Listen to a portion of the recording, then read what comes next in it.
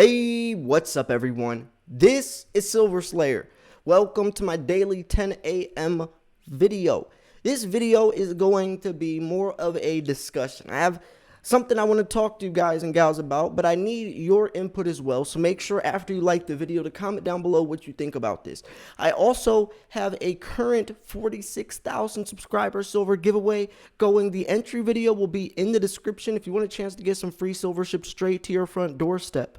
So, why are silver prices still as low as they are? I've covered so many articles of people talking about why the price of silver should be $100, why the price should theoretically be $5,000, right? And he wasn't saying that that's the actual price. He's saying that's what it should be without, all of the mess. But we know silver is manipulated. We know that silver prices are technically rigged. We've gone over several articles covering that, but why is silver so low if gold isn't? And I say gold isn't because the gold to silver ratio is still 69 to 1. So if silver is becoming or is undervalued, why isn't gold as well? Why aren't precious metals as a whole? Now, I know that there's a couple of different things, a couple of different reasons we could throw out there, like, well, because banks love gold, right? Because banks see gold as a monetary metal and not so much silver. Silver is an industrial metal. But I beg to differ because, if anything, silver should, if any of the metals should be worth closest to its value, it would be silver, not gold. People say that gold is an asset, silver is a commodity, and I think it's the exact opposite. Gold is a commodity and silver is an asset. Silver is needed for everything. Silver literally makes the world go round. If you want the newest, latest iPhone to come out, you better hope that, they're still buying and using silver. If you want the new Tesla to come out, or any car, if you want to drive cars over the next several decades, you better hope that they still use silver, because every automobile company is going electric by 2030. Every day I hear more companies announce it, and that's because they're trying to save the planet, right? They're this whole global warming thing, and it's crazy. But regardless, silver is the main component. Gold is used for jewelry, watches, earrings. So gold is really just used for fashion, design. Gold is literally more useful because it's shiny. I always say, precious metals have a lot more value than just being shiny, but not so much gold.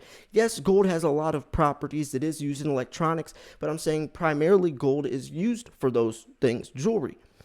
Silver, some is used for jewelry, but most of it is not. So it really doesn't make sense, especially since most gold is recirculated, and since silver's thrown away. You would think that silver would be held as more precious because most silver that gets dug up is not going to stay in recirculation. So it just doesn't make sense. And we could look at history and see when this started.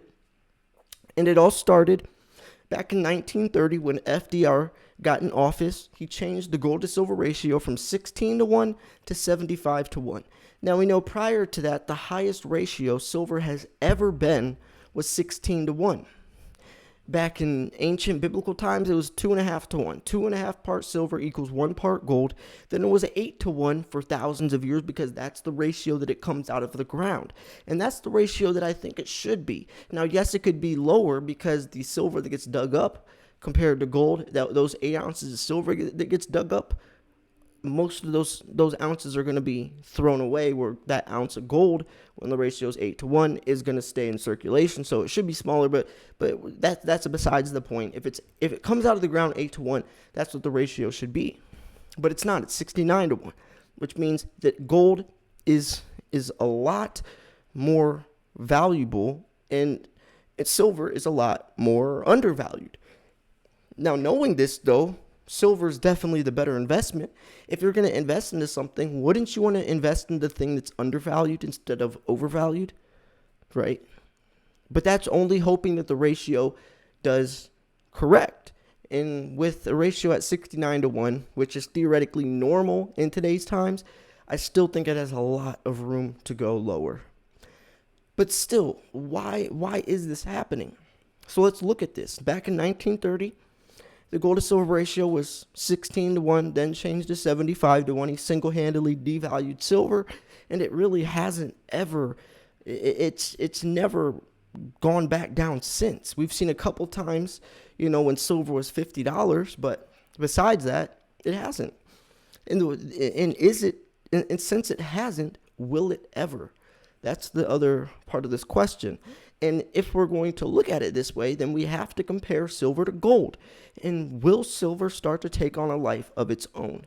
Now, one of the articles that I read in a video a couple days ago, he was talking about the separation of silver compared to gold and why he thinks that it is going to happen eventually. It was actually the article where Keith Newmore, I think his name was Keith Newmore, the CEO of First Majestic Silver Corp. He is predicting $130 silver. I just made a video about it. Highly recommend you go cover that video. You definitely need to go watch that video. But anyways, he says $130 silver because silver is going to start taking on a life of its own beyond gold, because of some of the things we just mentioned, the industrial applications, and he does list several other points, but the whole point is he is saying that soon silver is going to take on a life of its own. Regardless of what gold does, silver is going to benefit, because whether the economy is in bad or good shape, silver benefits. Gold only benefits in times of economic uncertainty, right? When there's recessions, when things are bad, people don't trust banks or governments, they go to gold and silver. They're both called safe haven metals. But silver still benefits when the economy's in good shape, when we're recovering, when the world picks back up. Silver, since it's an industrial metal, is still benefits. So he says it like this. He says, since gold if gold rises, silver will piggyback off of it. And he said it already has happened because gold broke past $2,000. So we still haven't seen silver following through with that. And also, once that happens, which sometimes it could take several months, we also have the industrial side of things, the dollar index, all of these other things that are also bearish for so-and-so gold, where silver could take off. Now, he does make another point. Sorry, there's a lot to this. That article is insane, but let me try to break it down step by step. So the dollar index is obviously going to help gold and silver, right? Gold and silver. Demand rising helps gold and silver. And we know there's a direct correlation between both of those points to when the dollar index is low and when demand is high, gold and silver benefit. But once those things go through, what's going to keep silver higher than gold? That's where silver is needed, the Green New Deal. So not only is Joe Biden throwing out trillions of dollars, weakening the dollar, but also he's throwing out trillions of dollars for solar panels that need silver, where gold simply doesn't. So yes, right now, silver may be undervalued to gold, but I don't see the ratio keeping up at that rate, especially for the next several decades, right? Silver is actually more rare than gold. We're not looking for silver. Silver is actually getting harder to find. There is no primary silver mines, but there are a lot of primary gold mines. They're digging up gold, lead, zinc, copper, but if they find some silver, they'll take it. It's a byproduct. So I'm asking you, right now, when is silver going to take on a life of its own? Why has silver been devalued for so long? Do you think it's because of their own greed? Do you think that there's a lot of shadiness? Ted Butler made a great article I covered on this channel about half a week ago, maybe a week ago, where he exposes price manipulation, but to a whole nother degree that I've never even heard before. He makes a lot of different points that shocked me, that absolutely shocked me. He's not just talking about spoofing, placing false buy orders on these exchanges and canceling. He makes a lot of other points, talking about the shady banks, the corruptness behind these bankers, behind the government, and why silver is down. But he also does talk about why this might not go on for much longer. So if silver isn't manipulated for too much longer, or if they can't keep the price down, that's going to be astronomically bullish for silver. So it's just something that I think about, and I wanted to pass the question on to you. Why is silver doing this? Why is silver price so low when it should be so high? And more importantly, what or when or how is this going to end where silver's natural price can actually be exposed, and will it happen? Anyways, I'm going to wrap this video up here. Like I said, I'm doing a 46,000 subscriber silver giveaway.